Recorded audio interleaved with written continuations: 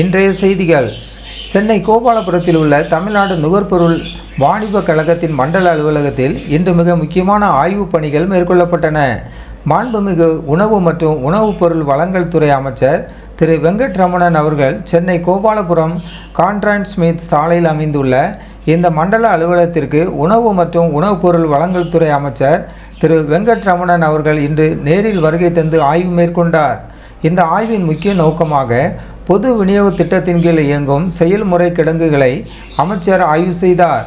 குறிப்பாக உணவுப் பொருட்கள் முறையாக பராமரிக்கப்படுகிறதா, அவற்றின் தரம் எப்படி இருக்கிறது மற்றும் பொதுமக்களுக்கு விநியோகம் செய்வதில் ஏதேனும் சுணக்கம் உள்ளதா என்பது குறித்து அதிகாரிகளிடம் அவர் கேட்டறிந்தார்.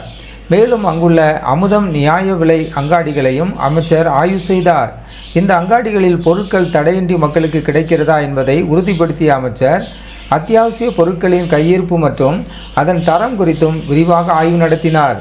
பொதுமக்களுக்கு வழங்கப்படும் உணவுப் பொருட்கள் தரமாகவும் சரியான எடையிலும் கிடைப்பதை உறுதி செய்ய வேண்டும் என்று துறை சார்ந்த அதிகாரிகளுக்கு அமைச்சர் அறிவுறுத்தினார்.